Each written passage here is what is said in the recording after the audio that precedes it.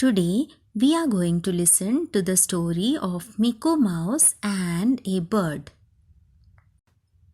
One day Mikku Mouse saw a bird trapped in a bush.